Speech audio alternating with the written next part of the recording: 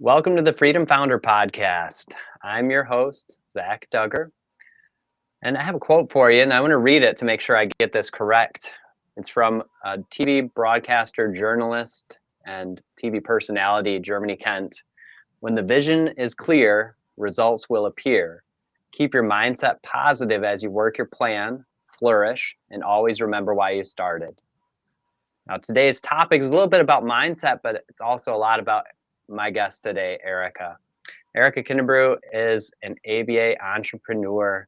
She has built and successfully exited 3 ABA companies, and she has focused a lot on and very passionate about building successful teams. And so now she continues her work in private consulting, her business owners community, and her newest venture, ABA Engine. So we're going to talk a little bit about that as the podcast episode goes. But just to preface that, ABA Engine is a tech platform aimed at solving industry-wide challenges in intake management, scheduling, and staffing. Erica's been there. She knows how to solve some of those bottlenecks, and she wants to help you. Erica's enthusiastic about the opportunity to make a positive difference in the ABA industry and to help drive it forward. So welcome, Erica. Awesome. It's so great to be here. Thanks, Zach, for having me on. I appreciate it. Absolutely. Now, I wanted to ask, as it always is something of value to me, and I know it's a value to those that are our listeners. How did you get started as an entrepreneur? Did you always think that this was something that you were going to do, is start a business one day that you dreamed about when you were in your bed at night as a child? Or tell me, how did that come to pass? Sure. So I have lots of crazy ideas for business. Most of them probably I should never pursue. Yeah, I was thinking of a couple in my brain and I started laughing at myself. Sorry. Right. But I come from a long line of entrepreneurs. My great-grandfather, my grandfather, my father, all worked for themselves. And so I think that I had a lot of great models. Yeah, it sounds like it. So, I mean, that maybe is something that you are starting to think about at a young age, and not always the case that someone has those models to stand in those gaps for them and see how that operates. So that's marvelous. So what was your first entrepreneurial venture? So my very first one actually was back in, I guess I was in, I can't remember if I was in college. So it was at the very beginning of college. My best friend and I decided that we were going to sell wedding paraphernalia, like the pillows, the ring bearer pillows and the flower girl baskets on eBay. So we made them and designed them and put them on eBay, and we sold them, $10 a piece, and we made a little bit of money, but it certainly wasn't scalable. And sure, for the amount we calculated it was like we were making 25 cents an hour or something for the amount of time. It wasn't a good business, but it was fun to do together. Yeah. Well, I mean, it definitely is something that created an activity to pass the time, as well as something to be creative and to just continue in that mindset of an entrepreneur, somebody who's thinking about how they can produce something somebody wants and then also make some income through it. So that is an important part of being an entrepreneur, is having the right mindset and being able to shift your mindset at times. And I know that's something that has been a focus for you and has had to be a focus as you had successfully built upon success and then gone through a transition out of a business and then built another successful business and transition. So talk a little bit about mindset and the mindset shift of an entrepreneur. Right. So there's tons of books on this, right? There's fixed versus growth, and scarcity versus abundance, and reactive versus proactive. There's all these books about how your mindset should be. I think for me, one of the biggest things is mental flexibility. Just in general, having mental flexibility. Anytime you enter a situation, a year ago, this just really stuck with me. My pastor said that you should, I wrote it down because I knew I would forget, that you should view your problems not as problems, but as situations. I'm like butchering it. But the point is, like, when you focus on them as problems, then you chain yourself to a problem. But when you focus it on, this is just a situation. This is a situation that has a solution. He said that's a situation that requires faith. So to allow yourself to go forward and say, what's the next step? Instead of being stuck in this, but here's the problem. And so getting back to that kind of idea of mental flexibility, that requires you to maybe hold that situation in your hand and like turn it around and look at it from different angles and think about it in different ways so that you can address it more fully. Yeah, no, that's really good. I mean, that is something that is a hindrance to a lot of people, and not just in business, but in life, and seeing their problems as just a problem and not knowing how they can get past that and being stuck in it. And I think that lends itself to sometimes the mental health challenges that we see with people and they experience in life, is not viewing it from that perspective as a situation to work through, to And find a it's resolution. and it's so hard though, because like it's easy to sit here and say it, right? And I'm also not in the middle of it. I watched just today before coming on here with you, I watched I've been doing a vlog just for myself of this journey with this tech company, because it's been painful to a level that I haven't yet experienced in starting businesses. Painful meaning mentally, it's been difficult for me to continue to drive forward. And it was super encouraging for me to go back and see my struggle in the midst of these situations, you know, looking at videos from a year ago, and now we're fast forward to a year into the future. And those things are not problems anymore. Those things have been solved. But, you know, when you're in the midst of it, it is so difficult to be able to see anything but what's right around you. And so it's very easy to sit here and say, oh, we'll just zoom out, or, oh, we'll just change your perspective, or, oh, we'll just blah, blah, blah. But the reality is it's not something, at least I haven't found the magic pill for this yet. You know, it's not something that you arrive at where you're like, oh, and I'm really good at this now. I think that anytime you get hit with something really difficult in your life, it's a whole nother level, another challenge of, am I going to meet this head on? Am I going to be able to continue? It's like I said this in one of my videos. I feel like I'm having World War III in my brain, you know, this fight between, I'm going to focus on the positive because I know that's what I have to drive me forward. But this negative is like a ball and chain, and I'm out in the middle of the ocean and it's like pulling me under, you know? So that back and forth is so hard when you're in the middle of it. It's so hard. Yeah. So what have you found that's helpful when you're in the middle of something like that, even knowing what you know and can state now, when you're in the middle of something, it can be difficult, as you've just described. What has helped you to then shift your mindset and to keep driving forward? I think, you know, different things over the years, I've kind of added to my arsenal.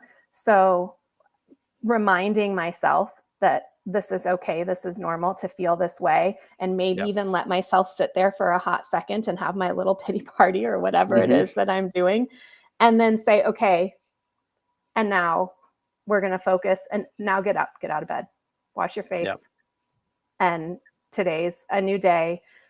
What's the thing that's in front of you? Do the thing that's in front of you. And then that helps you to start get into this kind of just the next thing. Not all the things, just the next thing that's in front of you.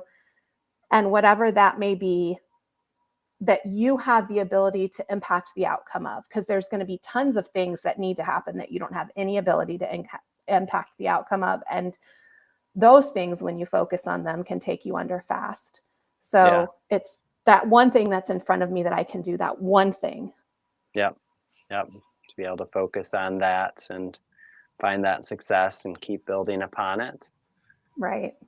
Okay. Now, absolutely. I have heard certain people have said that they have found it helpful to have certain either mantras or quotes or verses, or just some things that they repeat themselves, either posted or daily readings.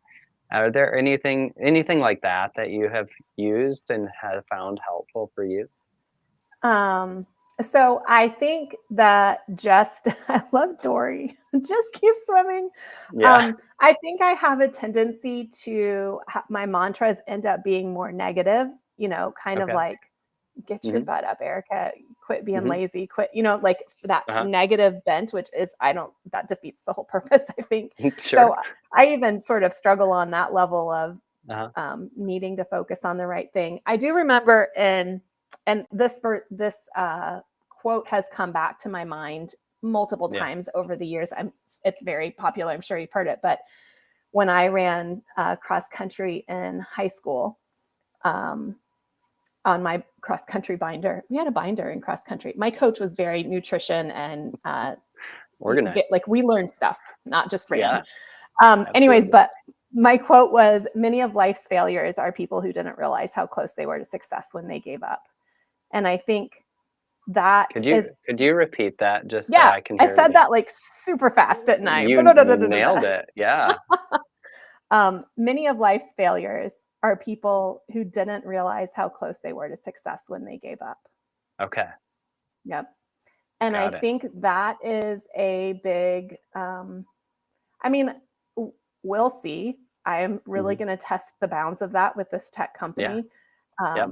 But I'm going on 3 years now and I'm refusing to give up. And we were insolvent. Let's see, April, really October when we were supposed to launch. October of the first time we were supposed to launch, October of 21. Okay. That didn't happen. Then we were going to launch in January. That didn't happen. Then it was going to be, Yeah. It's just been a series. Anyways, Yeah. so that's quite a while ago. And somehow we're still here. So somehow every month I've still been able to, now we've leveraged ourselves personally to the hilt, but we're making progress. We have people in the app, paying customers, which is a massive step. So I think there's a lot to be said for just a flat out refusal to give up. No, I've decided I'm doing this, so I am. Yeah, absolutely. And there definitely is a difference between like that service industry business and the technology business that you're now operating in. I mean, I don't know all of the differences with Uber is an example that I had heard not too long ago with regards to their turning a profit. It was many years after they actually had launched before they had turned a profit, but a very large organization. So, and I've heard about that with other technology companies. So there's a lot more investment of time and money on the front end with that longer term outcome of building that product that will add that value that you're looking for. So yeah, and then layer on top someone like me who has there's no reason I should have started a tech company. I don't have a tech background. So a big part of my learning curve was finding the right people to support me. And I think for people who are in the tech world, they would have been able to shortcut that whole scenario. So there was a tremendous amount of time and money lost there. But it was also a tremendous learning experience for me. Yeah, absolutely. I'm not as blind as I was when I started. Yeah, right. And that bottleneck that you are more in tune with is something that someone in the tech world would not necessarily have known because they didn't work in the AVA industry and found out the ways that you could create systems that would help successfully navigate some of these challenges that most all companies that are doing the service experience. So yeah, no, I think that's an added value there for sure. And with that, I've looked at the website and I think that you're definitely putting something together that I was thinking, I better click on get a demo, but then I thought, well, I'm not doing anything in this right now, so maybe not. But I want to encourage other people to take a look at what you're doing. So, what is the best way for someone to reach out and look at ABA Engine just so that they can have an idea of what you're doing and see an opportunity that they could then consider implementing in their own business? Yeah, absolutely. So there is the ability, like you said, to book a demo on the website. So Okay. www.abaengine.com. You can also reach out to me on LinkedIn, or you could email me, Erica, ERICA, at abaengine.com. But I do think, I'm happy to talk to anybody about it, but demos are really great to kind of show you what it is and what the goals are. I think we have more of a need in our field than we have. I know we have more of a need. And I know you and I talked about this than we have service providers for, but I don't think that should be an excuse to kind of say, oh, well, there's such a demand. I think that's more of a reason for us to look at our operations and say, yeah, but are they tight enough? Are we optimized enough? Can we get one more child into services? Right. And I feel pretty passionate about that because that impacts directly a child's life. And so if we could tweak this or that and pull a couple more kids in, why wouldn't we?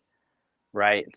Absolutely. I mean, you're changing an individual's life, not only their life, but the family that they are surrounded by helping out this child who's presenting with often some challenges with in varying ways. So, I mean, I think that is a big thing. And at the same time, for the business and the business owner, you're creating these efficiencies that help improve their operations as well. Right. So it is definitely a winning situation for both sides. So that's optimal in any business. It is, absolutely. I do have a few more questions. One I wanted to ask in regards to a success tip that you would provide to someone who is a newer entrepreneur, somebody who is maybe not necessarily specific to the ABA industry, but just wanting to build and grow and to become successful. What is one success tip that you would provide? Oh gosh, yeah. I feel like limit it to one. Yeah, I think probably though the biggest one is analysis paralysis. Okay. Just start. Yeah. Just start. 0 to 1 is literally, that's a great book, by the way. Okay. If you haven't read it, but 0 to 1 is literally the hardest. Go from this idea of this business that you want to have. And obviously you have to do some research and put some things in place. But if you stay in that phase, you miss time, you miss opportunity. And you can do a lot of research while you're doing action. Just start taking action. Absolutely. I 100% agree with what you said. And I've lived in that analysis paralysis in a lot of different ways in my life. Actually, real briefly, I've been in the aisleway at the grocery store and I'm looking at various different brands of a product, and my wife will come back around. Are you still looking at which one has the best? I mean, so sometimes I'll overanalyze things, and that's a very simple example of that. I have a story in the other direction. I maybe should analyze things a little bit more, because I tend to just do the thing. Like, sure. Let's do it. Let's go. Where's the cliff? Let's jump. Right. My husband and I went to Roatan on our honeymoon and we went scuba diving, and I actually got certified so that I could go because he was going with me or without me. And he was a certified rescue diver. So we're out scuba diving and I'm looking at all these beautiful fish, and there's like a moray eel that's swimming by, and I'm like just so happy looking around, and he kind of lets me know, hey, I'm going down. And I knew he wanted to go down to 100 feet so that when we got back to the States, he would say, hey, I've been down to 100 feet, whatever. And so like this competitive thing in my brain clicked, and I was like, oh no, you're not going down there without me. I'm going too. We're not going back to the States and you get to say you went down 100 feet and I didn't. So I maybe should have analyzed that situation a little bit more, because I didn't even bother to check my air tank. And I was out. So we had to buddy breathe back up to the surface. Wow. Yeah. Well, added experience to the outing. Wow. Well, you were able to say, though, that you had also accomplished that goal. I did. I accomplished the goal. Yeah. Gosh darn it. I mean, my husband had to save my life, but that's neither here nor there. Well, thankfully, he is been a rescue diver. So very good. Well, there are times, you're right, that we do need a little more analysis, but don't get stuck in that. I think Don't get that's a stuck, right? very, very good tip. And the other question that I like to ask all of our guests is, if you were to be given $1 million without restrictions to invest in your business or another endeavor that you're pursuing, what would you do with that? So the easy answer is going to be I'd invested in my tech company, because my tech Hmm. company could fizzle that up really fast. Sure. Yep. So, but since this is a hypothetical question, I'm going to have a disclaimer of this is not investment advice, Uh-huh. but I would invest it in Silvergate Capital.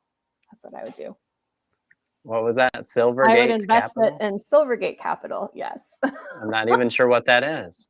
I don't either, but my husband says Okay. things and I sometimes listen, and it sounds like it would be Okay. a really good investment. All right. So, Silvergate Capital. We're yes, going to but have to look that one up. this is not investment advice. Full disclaimer, not investment advice, Full disclaimer, yes. but in a hypothetical situation, there's an example of what you would do. Very good. All Yes, right. but And realistically, probably my tech company. yes, I know that is a passion project right now that you're going to continue to see through as you continue to provide solutions for those bottlenecks and sticking points and the inefficiencies that we operate in as ABA providers at times specific to that industry. For anyone who is listening who doesn't know what ABA is, applied behavior analysis, and it's often we have found that it's most often we hear about it applied to working with children with autism. So that's what we're referring to today. So, Yep. all right, well, we've already heard it, but if anyone is interested in talking more with Erica, reach out on LinkedIn or to Erica at abaengine.com. abaengine.com at the website. You can also get a demo of that software that she's in development and working on. And did you say you already do have some people using this? Yes, Some we're companies, up so and running. up Yeah, and running. So yeah. awesome. So definitely want to see more people up and running as well. And if you're an ABA business owner, also reach out to Erica, join her business owners community. Definitely want to get people the support that they need to continue to build and grow and thrive and help change lives. So thank you for joining me today, Erica. Really appreciate it. It was a pleasure. Thanks so much. Absolutely. You're welcome. And thank you for those that are listening today as well. All right.